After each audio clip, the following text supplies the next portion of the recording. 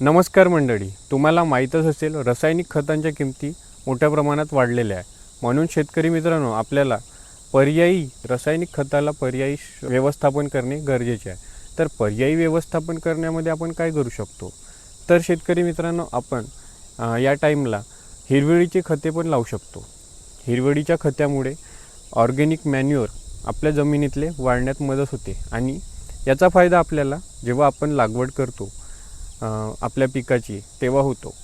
म्हणून हिरवळीचे खते वापरणे गरजेचे आहे। रासायनिक खतांच्या किमती वाढल्याने आपण त्याची मोठ्या प्रमाणात वापर केला रासायनिक खतांचा, तर आपला लागवडीचा खर्च वाढेल आणि आपल्याला थोडा याचा नुकसान पण होऊ शकतो। म्हणून आपण रासायनिक खताच्या व्यतिरिक्त आपण कशा प्रकारे नियोजन करू शकतो, कमीत कमी रासायनिक खत वापरून नियोजन कसे करावे हे आपण जाणून घेऊ।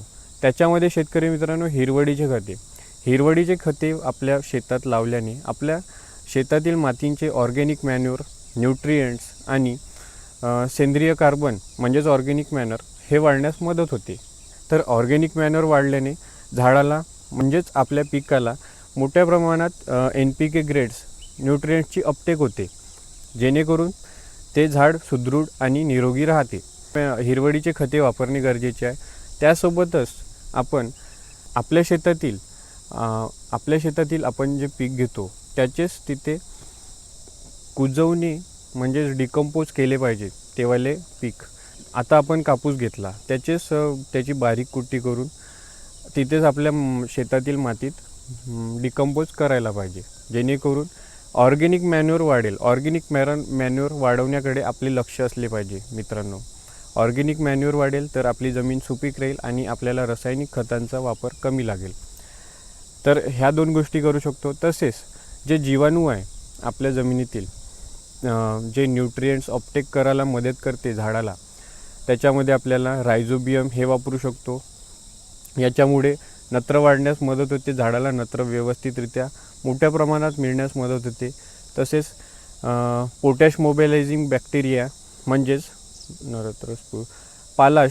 पालाशसारखे न्यूट्रिएंट झाडाला मोठ्या प्रमाणात मिळण्यास मदत होते आणि आपल्या शेतातील पालाशसुद्धा वाढण्यास मदत होते।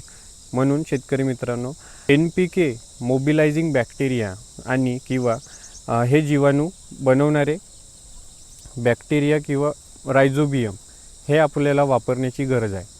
याच्यामुळे आपल्या शेतातील जमीन सुपीक राहील आणि आपल्याला रासायनिक खतांचा वापर कमी होण्यास मदत होईल।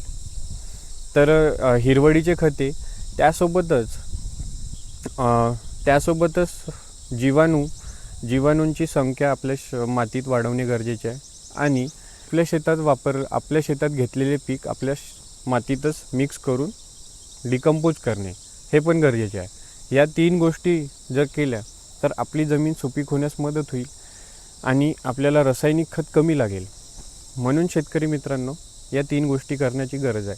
आणि जर तुमचा बजेट असेल तर तुम्ही शेणखत पण, तुम्ही गांडूळ खत यांचा पण विचार करू शकता। तर अशा प्रकारे शेतकरी मित्रांनो, आपल्याला नियोजन करायचे आहे आणि भरघोस उत्पन्न घ्यायचे आहे। तर अशाच माहितीसाठी व्हिडिओला लाईक करा, इतर शेतकरी बांधवांपर्यंत ही माहिती पोहोचवा आणि सबस्क्राईब करा। धन्यवाद।